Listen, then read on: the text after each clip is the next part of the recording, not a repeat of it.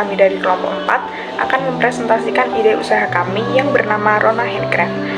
Dalam video ini, kami akan membahas beberapa aspek penting, mulai dari latar belakang dan peluang usaha, deskripsi produk atau jenis usaha, target pasar dan alasan pemilihannya, analisis SWOT, strategi pemasaran, aspek keuangan, hingga roadmap pengembangan usaha Handcraft untuk 2-4 tahun ke depan. Melalui pemaparan ini, kami berharap dapat memberikan gambaran yang jelas mengenai konsep, potensi, dan arah pengembangan usaha yang kami rancang. Pada saat ini, perkembangan industri kreatif di Indonesia mengalami peningkatan yang cukup pesat, khususnya pada sektor kerajinan tangan atau handcraft.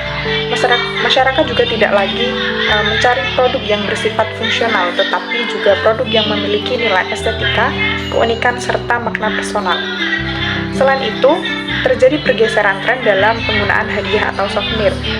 Produk massal mulai ditinggalkan dan digantikan oleh produk handmade yang lebih personal dan bernilai seni.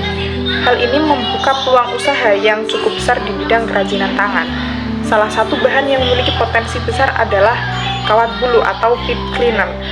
Bahan ini mudah dibentuk, ringan, aman, dan dapat dikreasikan menjadi bahan bentuk menarik dengan desain yang sederhana namun estetis. Berdasarkan kondisi tersebut, Rona Handcraft hadir sebagai usaha kerajinan tangan berbasis kawat bulu atau pip cleaner dengan konsep estetis, minimalis, dan bernilai seni yang memiliki peluang besar untuk berkembang seiring meningkatnya minat masyarakat terhadap produk kreatif dan personal.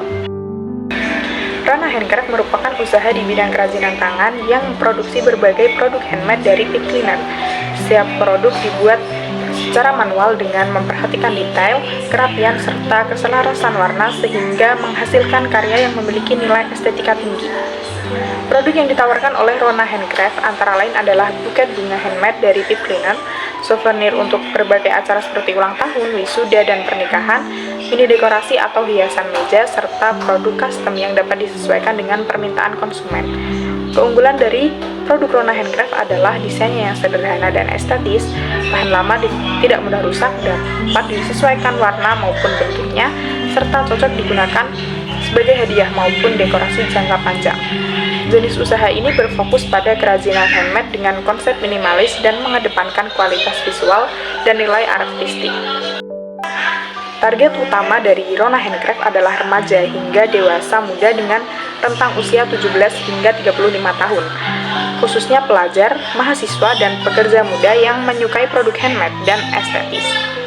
Alasan pemilihan target pasar ini adalah karena kelompok usia tersebut memiliki minat yang tinggi terhadap produk kreatif, unik, dan bernilai estetika. Selain itu, target pasar ini juga aktif menggunakan media sosial sehingga sangat mendukung strategi pemasaran secara digital. Mereka juga memiliki kebutuhan terhadap hadiah personal, souvenir acara, serta dekorasi sederhana dan cenderung menghargai produk handmade yang dibuat dengan detail dan kreativitas. Dengan menyasar target tersebut, Rona Handcraft diharapkan mampu membangun citra sebagai usaha kerajinan tangan yang estetis, sederhana, dan memiliki daya saing di pasar industri kreatif. Baik teman-teman, di sini kita ada pada bagian analisis SWOT dari produk Rona Handcraft. Nah, untuk analisis SWOT sendiri, analisis SWOT itu digunakan untuk memahami atau mengetahui 4 aspek yang dapat memberikan panduan agar strategi bisnis itu dapat berjalan lebih baik. Nah, apa saja empat aspek tersebut? Nah, di sini ada strength, kekuatan, weakness, kelemahan, opportunity atau peluang atau kesempatan, lalu dan yang terakhir adalah threats atau ancaman. Nah, di sini kita telah menganalisis 4 aspek yang ada tersebut dalam Rona Handcraft. Nah, kita telah menemukan yang pertama untuk strength. Strength di sini untuk produk Rona Handcraft. Produk Rona Handcraft itu estetik, handmade, custom, dan multifungsional yang menjadi nilai keunggulan atau kekuatan dari produk Rona Handcraft. Estetik, produk Rona Handcraft ini cantik, bagus, selalu handmade. Dengan handmade berarti kami Rona Handcraft dapat memperdayakan orang-orang yang ada di sekitar dengan menggunakan tenaga mereka sebagai pembuat dari produk Rona Handcraft. Lalu custom, dengan adanya sistem custom maka pembeli dapat puas dengan produk yang ingin dipesan. Dan juga multifungsional, atau produk Rona Handcraft di sini bisa digunakan multifungsi, bisa digunakan sebagai gift untuk birthday, acara wisuda, atau untuk bisa dipajang di ruang tamu, di kamar, seperti itu. Lalu untuk weakness atau kelemahan. Nah, kelemahannya apa sih dari wirausaha Rona Handcraft ini? Nah, kelemahannya adalah Rona Handcraft ini diproduksi secara manual, produksi lama, kapasitas terbatas, dan juga harga tinggi. Jadi aspek-aspek yang ada di weakness ini saling berkaitan, teman-teman. Karena dengan diproduksinya produk dari Rona Handcraft ini secara manual, maka waktu produksinya akan memakan banyak waktu atau akan menjadi molor.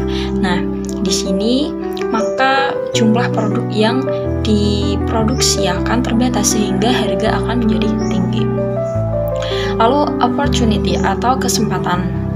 Nah, kesempatannya adalah produk dari Rona Handcraft ini dengan sistem custom, lalu tren handmade yang sekarang sedang hype, lalu bisa kolaborasi dengan UMKM yang ada di sekitar. Nah, ini salah satu opportunity-nya. Lalu untuk threats atau ancaman yang bisa terjadi sewaktu-waktu dalam berwirausaha Rona Handcraft adalah yang pertama ada perubahan tren, produk imitasi, dan juga bahan baku.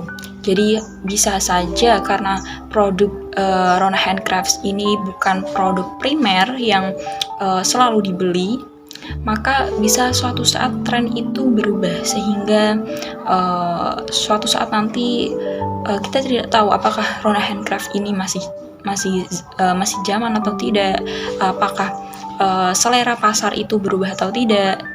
Lalu untuk produk imitasi, nah seperti ini pasti rawan imitasi, banyak dupe-nya, dan juga untuk bahan baku bisa terjadi sewaktu-waktu terjadi kelangkaan bahan baku karena beberapa hal.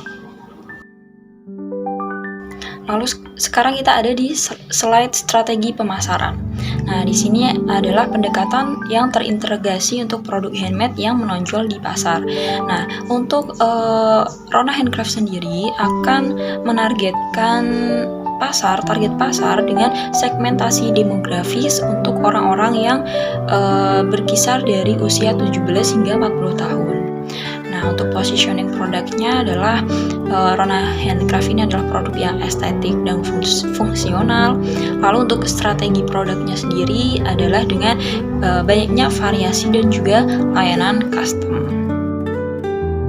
Slide selanjutnya terkait rincian harga, promosi, distribusi, dan juga pelayanan pelanggan adalah untuk yang pertama, untuk penetapan harga.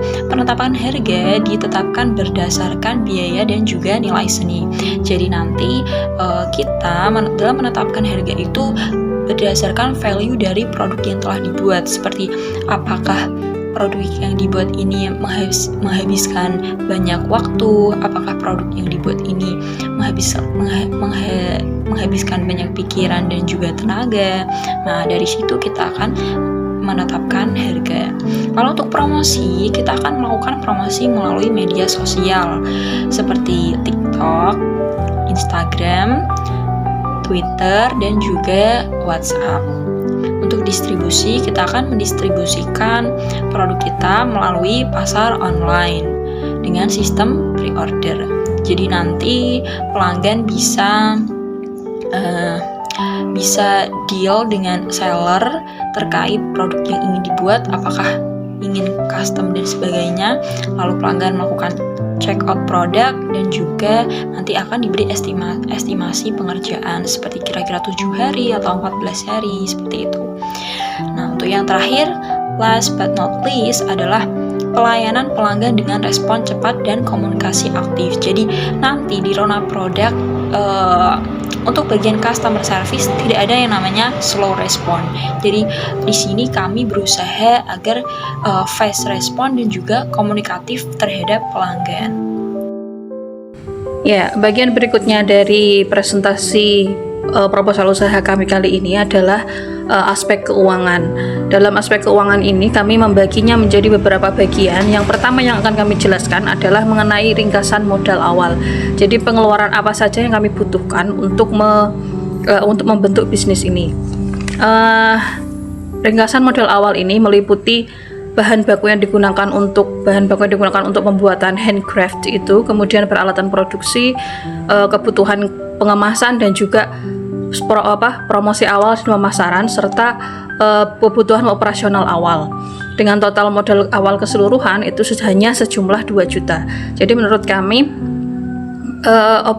bisnis ini termasuk bisnis yang memiliki modal yang kecil tetapi diproyeksikan memiliki keuntungan yang besar. Di dalam bagian modal awal ini kami tidak menyertakan tempat usaha karena di tempat kami, tempat usaha itu memiliki harga yang tinggi sehingga kami proyeksikan ketika usaha kami sudah berjalan dengan lancar dan sudah settle dan memiliki langganan yang tetap, maka di saat itulah kami baru akan memproyeksikan untuk penambahan modal untuk tempat usaha. Aspek keuangan yang berikutnya yaitu biaya operasional bulanan. Perlu kami tambahkan bahwa ringkasan modal awal tadi kami butuhkan di awal-awal pengembangan usaha. Artinya itu akan kami gunakan di bulan pertama. Di bulan berikutnya kami membutuhkan biaya operasional bulanan sebesar 1 juta setiap bulannya dengan rincian digunakan untuk keberlanjutan biaya promosi dan juga penambahan bahan baku yang digunakan untuk pembuatan handcraft itu tadi. Dan juga di sini ada kami tambahkan biaya pengiriman dengan total estimasi total dari keseluruhan itu adalah sejumlah 1 juta. Di bagian berikutnya yaitu proyeksi harga jual produk. Kami memiliki beberapa jenis produk dari yang mulai yang kecil sampai yang ukuran terbesar dan juga produk custom yang tentunya memiliki nilai harga jual yang berbeda, juga yang tentunya margin dari masing-masing produk tersebut berbeda. Semakin besar produk yang kami keluarkan, maka semakin besar biaya produksi yang kami butuhkan dan juga biaya jual dari kami yang tentunya membuat margin yang kami dapat akan lebih besar. Jadi biaya produksi, harga jual dan margin ini tergantung seberapa besar dan seberapa rumit produk yang kami keluarkan dan juga yang dipesan oleh customer. Berikutnya yaitu proyeksi laba dan rugi bulanan. Dalam bagian ini kami membuat target untuk peningkatan usaha kami, yakni target penjualan sebesar 2.055.000. Di antaranya dengan rincian 10 buket bunga kecil seharga 35.000, kemudian 8 buket bunga sedang seharga 60.000, 5 buket bunga besar seharga 90.000, 15 mini dekorasi seharga 25.000 dan 20 souvenir kecil yang seharga 20.000. Dari target yang sudah kami tetapkan itu, yang totalnya tadi sudah saya sebutkan 2.555.000, maka kami mendapatkan laba bersih sebelum dipotong pajak itu sebesar 1.055.000, yang artinya kami memiliki margin laba sebesar 51,3% jika dikurangi dengan jumlah biaya operasional per bulan sebesar 1 juta. Jadi bisa disimpulkan bahwa usaha ini memiliki margin yang bagus dengan margin di atas 50%. Nah, dari penjelasan mengenai proyeksi laba dan rugi bulanan tersebut, maka kita dapat menyimpulkan bahwa usaha ini memiliki break even point selama 2 bulan. Artinya titik imbas dari usaha ini adalah 2 bulan. Nah, maksudnya kita bisa mengembalikan modal awal dengan produksi normal dengan target yang sudah saya sebutkan tadi di atas selama 2 bulan, yang itu adalah menjadi break even poin. Sebagai seorang pemilik usaha, penting bagi kami untuk memproyeksikan bagaimana usaha kami akan terus bertumbuh.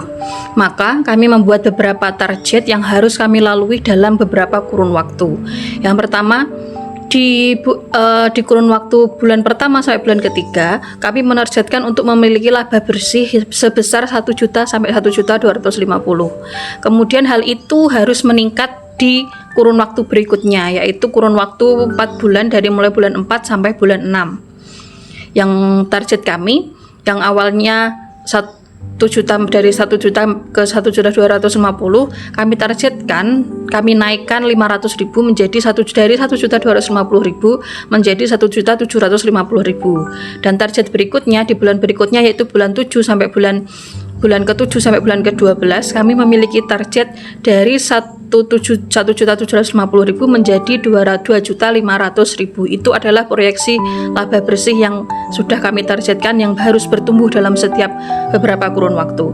Nah, proyeksi ini berdasarkan pada asumsi peningkatan awareness produk yang dimiliki oleh pelanggan kita.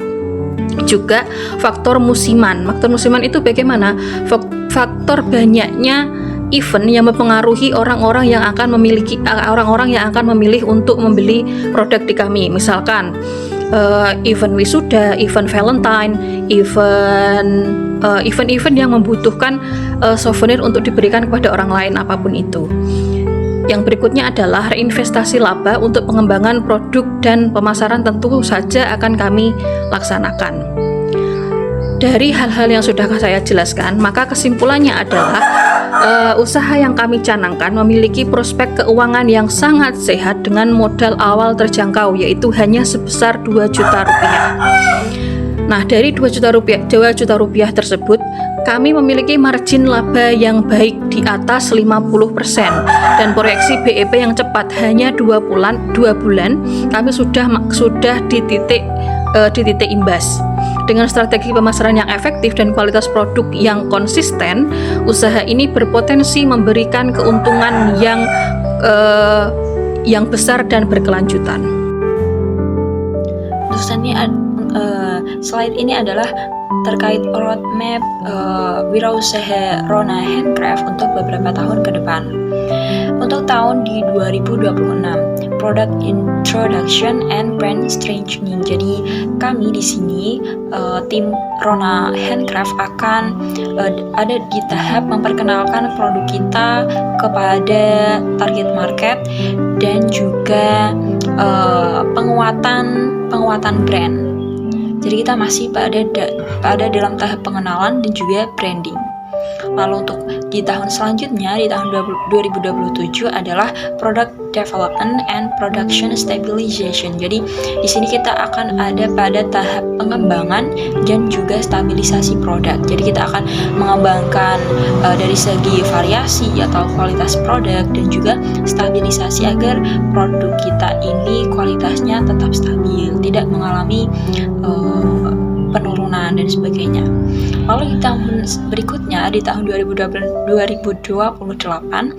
adalah pada tahap national market expansion and exhibition, introducing brand to wider audience.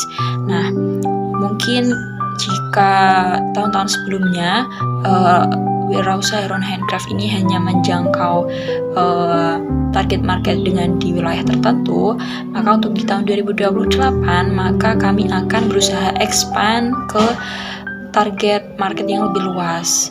Misalkan kita akan melayani shipping ke seluruh Indonesia atau bahkan ke luar negeri.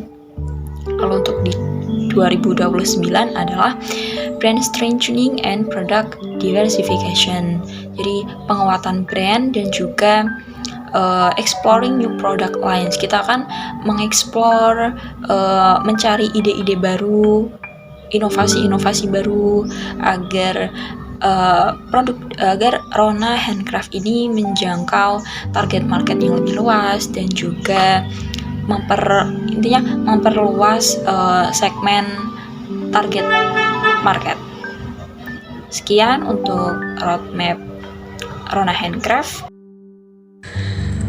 Maka kesimpulan dari keseluruhan proposal ini, usaha yang kami canangkan ini adalah usaha yang berpotensi sangat besar dalam industri kreatif. Kenapa kami katakan berpotensi besar? Karena kami melihat bahwa belakangan ini banyak orang-orang yang merayakan momen dengan berbagai macam kerajinan, termasuk jenis produk yang kami keluarkan. Selain itu, usaha kami memiliki modal yang kecil tetapi marginnya sangat tinggi. Dan juga seperti yang sudah kita bahas sebelumnya, bahwa break even dari usaha ini sangat cepat. Jadi dalam waktu 2 bulan kita sudah mendapatkan modal awal kita. Selain itu, usaha kami juga memiliki peluang untuk ekspansi pasar yang luas. Jadi skop usahanya tidak hanya pada souvenir tapi juga dekorasi. Nah, maka kami sebut bahwa industri ini memiliki potensi yang sangat besar. Demikian presentasi dari mengenai proposal usaha kami. Terima kasih. Wassalamualaikum warahmatullahi wabarakatuh.